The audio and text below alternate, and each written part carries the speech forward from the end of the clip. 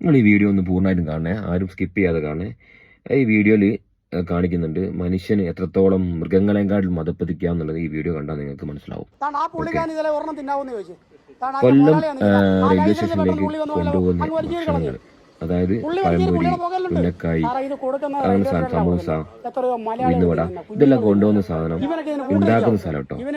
ഉണ്ടാക്കുന്ന സ്ഥലത്തുനിന്ന് എണ്ണല്ലേ, നോർമലി എണ്ണ ഉപയോഗിക്കുന്നത് മറ്റേ ഇതായിരിക്കും, രുചി ഗോൾഡോ അല്ലെങ്കിൽ സൺഫ്ലവർ ഓയിലോ ആയിരിക്കും ഉപയോഗിക്കുക. ആരും വെളിച്ചെണ്ണ ഉപയോഗിക്കുന്നില്ലല്ലോ, അതെന്നെ ശരീരത്തിന് കേടാണ്. അതിന്റെ കൂടെ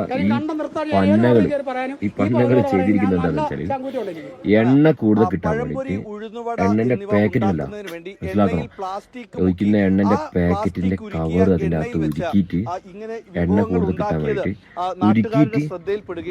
എന്താക്കുക, എണ്ണ കൂടുതൽ കിട്ടാൻ വേണ്ടി മുക്കി കൊടുക്കുക. അതായത് എണ്ണയിലേക്ക്, തിളച്ച എണ്ണയിലേക്ക് ഈ കവർ മുക്കി കൊടുക്കുക. തിളച്ച എണ്ണയിലേക്ക് കവർ ഇങ്ങനെ വെച്ചു കൊടുക്കുക. വെച്ചു കൊടുക്കുമ്പോൾ എന്താവും, അതിന്റെ ഈ കവറിന്റെ കൂടെ അതിലേക്ക് കൂടുതലോ, ഈ കെമിക്കൽ അതിൽ കൂടുമ്പോൾ എണ്ണ കൂടുതൽ കിട്ടല്ലോ.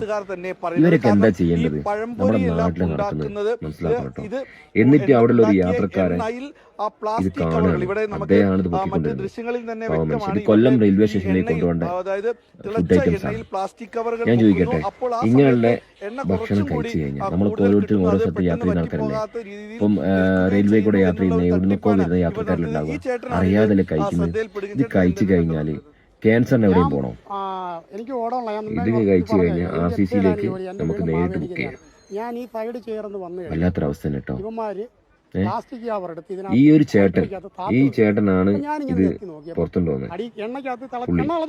പുള്ളി റിപ്പോർട്ടർ ചാനലിൽ വിളിച്ചിട്ട് ഇതാക്കിയതാണ്, കംപ്ലൈന്റ് ചെയ്താണ്. അങ്ങനെ ഹെൽത്തൊക്കെ വന്നിട്ടുണ്ട്, പൂട്ടിയിട്ടുണ്ടാവും. ഇത് കഴിഞ്ഞ ദിവസം നടന്ന സംഭവം, അത് കുറെ ദിവസം മുന്നേ നടന്നൊന്നല്ല, കഴിഞ്ഞ ദിവസം 1-2 ദിവസം മുന്നേ നടന്ന സംഭവമാണ്.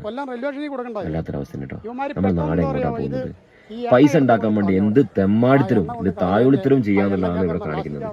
പൈസ മാത്രം മതി. എത്ര പാവങ്ങളുടെ ശരീരമാണ് ഈ പന്നകൾ. ഇപ്പൊ എല്ലാവരും ശ്രദ്ധിക്കുക. അപ്പൊ മൊത്തത്തിൽ ഇപ്പോ ഈ ഒരു കേസ് വന്നതോടുകൂടി, ഇതൊരു ന്യൂസ് പുറത്തേക്ക് വന്നതോടുകൂടി റെയിൽവേന്ന് ഭക്ഷണം കഴിക്കുന്ന ആൾക്കാർ കുറയൂലേ? ആർക്കാ പോവുക? പാവങ്ങൾക്ക് പോകും. ഈ ഇതുപോലത്തെ പന്നകള്, തായോളികൾ തന്നെ പറയൂ, ഒന്നും പറയാനില്ല.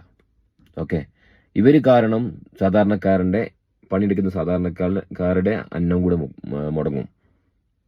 ഇതാണ് അവസ്ഥ.